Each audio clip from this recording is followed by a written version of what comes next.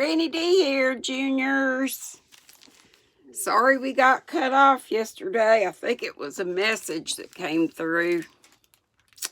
I had almost gotten to the end of the chapter. Just right at it. That close to finishing. So we'll finish, what was the chapter name? Filling the ice house. So let's finish filling the ice house. Let's see. It takes a great deal. I'm going back to the last paragraph. Takes a great deal to feed a growing boy, Mother said, and she put a thick slice of bird's nest pudding on his bare plate and handed him the pitcher of sweetened cream speckled with nutmeg. Almanzo poured the heavy cream over the apples nested in the fluffy crust. The syrupy brown juice curled up around the edges of the cream. Almanzo took up his spoon and ate every bit. Then, until chore time, he and Royal worked in the ice house. All next day they worked, and all the next day. Just at dusk on the third day, Father helped them spread the last layer of sawdust over the topmost cubes of ice in the peak of the ice house roof, and that job was done. Buried in sawdust, the blocks of ice would not melt in the hottest summer weather. One at a time, they would be dug out, and Mother would make ice cream and lemonade and cold eggnog. That's the end of the ice house chapter. And the next chapter is called Saturday Night. And today is Saturday, October the 12th. And there's a little, sorry about the sunshine coming in, so I know it's hard to see the pictures. Saturday night. That night was Saturday night. All day long, Mom had been baking, and when Almanzo went into the kitchen for the milk pail, she was still frying donuts. Yum. The place was full of their hot brown smell and the weedy smell of new bread, the spicy smell of cakes, and the syrupy smell of pies. Almanzo took the biggest, this makes me think of Katerina said this book was a yummy book. I believe her and agree. Almanzo took the biggest donut from the pan and bit off its crisp end. Mother was rolling out the golden dough, slashing it into long strips, rolling and doubling and twisting the strips.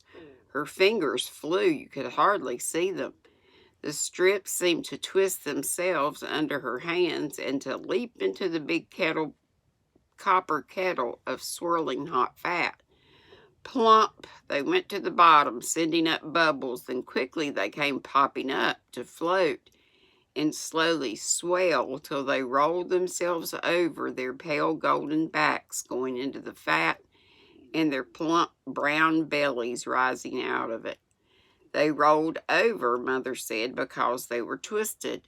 Some women made a newfangled shape, round, with a hole in the middle. So that was a new shape for donuts. Before then, they were twisted like she did. But round donuts wouldn't turn themselves over. Mother didn't have time to waste turning donuts. It was quicker to twist them. Almanzo liked baking day, but he didn't like Saturday night. On Saturday night, there was no cozy evening by the heater with apples, popcorn, and cider. Saturday night was bath night. After supper, Almanzo and Royal again put on their coats and caps and mufflers and mittens. They carried a tub from the wash tub outdoors to the rain barrel. Everything was ghostly with snow. The stars were frosty in the sky, and only a little faint light came from the candle in the kitchen. The inside of the rainwater barrel was coated thick with ice, and in the center, where the ice was chopped every day to keep the barrel from bursting, the hole had grown smaller and smaller.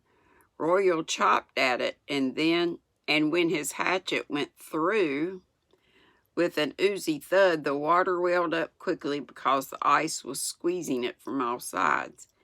It's odd that water swells when it freezes. Everything else gets smaller in the cold.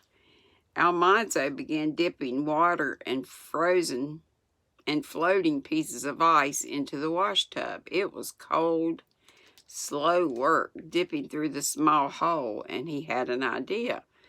Long icicles hung from the kitchen eaves. At the top, they were a solid piece of ice. Then their pointed tips hung down almost to the snow. Almanzo took hold of one and jerked, but only the tip broke off. The hatchet had frozen to the porch floor where Royal had laid it, but Almanzo tugged it loose. He lifted it up in both hands and hit the icicles. An avalanche of ice came down with a splintering crash. It was a glorious noise. "Hi, gimme," Royal said, but Almanzo hit the icicles again. The noise was louder than before. "You're bigger than I be. You hit 'em with your fist," Almanzo said. So Royal hit the icicles with both his fists. Almanzo hit them again with the hatchet. The noise was immense. Almanzo yelled and Royal yelled, and they hit more and more icicles. Big pieces of ice were flying all over the porch floor, and flying pieces pitted the snow. Along the eaves there was a gap, as though the roof had lost some teeth. Mother flung open the kitchen door. "Mercy on us," she cried. "Royal? Almanzo? Be you hurt?" "No, Mother," Almanzo said meekly. "What is it? What you be doing?" I love the way she talks. Almanzo felt guilty, but they had not really been playing when they had work to do. "Getting ice for the bath water, Mother," he said. "My land, such a racket I never heard. Must you yell like Comanches?" "No, Mother," Almanzo said. Mother's teeth chattered in the cold, and she shut the door. Almanzo and Royal silently picked up the fallen icicles and silently filled the tub. It was so heavy they staggered when they carried it, and Father had to lift it onto the kitchen stove. The ice melted while Almanzo greased his moccasins and Royal greased his boots. In the pantry, Mother was filling the 6-quart pan with baked beans, putting in onions and peppers and the pieces of fat pork, and pouring scrolls of molasses all over. Then Almanzo saw her open the flour barrels. She flung rye flour and cornmeal into the big yellow crock and stirred in milk and eggs and things, and poured the big baking pan full of the yellow-gray rye and Injun dough. "You fetch the rye and Injun, Almanzo. Don't spill it," she said. She snatched up the pan of beans, and Almanzo followed more slowly with the heavy pan of rye and Injun. Father opened the big doors of the oven and the heater, and Mother slid the beans and the bread inside. They would slowly bake there till Sunday dinner time. Then Almanzo was left alone in the kitchen to take his bath. His clean underwear was hanging on a chair back to air and warm. The washcloth and towel and the small wooden pannikin of soft soap were on another chair. He brought another wash tub from the woodshed and put it on the floor in front of the open oven door. He took off his waist and one pair of socks and his pants. Then he dipped some warm water from the tub on the stove into the tub on the floor. He took off his other pair of socks and his underwear, and his bare skin felt good in the heat from the oven. He toasted in the heat, and he thought he might just put on his clean underwear and not take a bath at all. but Mother would look when he went into the dining room. So he stepped into the water. It covered his feet. With his fingers, he dug some of the brown, slimy, soft soap from the pannikin and smeared it on the washcloth. Then he scrubbed himself well all over. The water was warm around his toes, but it felt cold to his body. His wet belly steamed in the heat from the oven, but his wet back shivered. And when he turned around, his back seemed to blister, but his front was very cold. So he washed as quickly as he could, and then he dried himself and got into his warm underwear and his woolly long drawers as he put on his long woolen nightshirt. Then he remembered his ears. He took the washcloth again and he scrubbed his ears and the back of his neck. He put on his nightcap. He felt very clean and good, and his skin felt sleek in the fresh, warm clothes. It was the Saturday night feeling. It was pleasant, but Almanzo didn't like it well enough to take a bath for it. If he could have had it his way, he wouldn't have taken a bath till spring. He did not have to empty his tub, because if he went outdoors after taking a bath, he could catch cold. Alice would empty the tub and wash it before she bathed in it. Then Eliza Jane would empty Alice's, and Royal would empty Eliza Jane's, and Mother would empty Royal's. Late at night, Father would empty Mother's and take his bath, and the next morning he would empty the tub for the last time. That's a lot of filling and emptying in it for all those baths.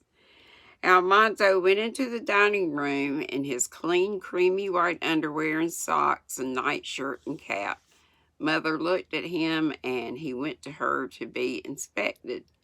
She laid down her knitting, and she looked at the ears and the back of his neck, and she looked at his soapy, clean face, and she gave him a hug and a squeeze. There, run along with you to bed.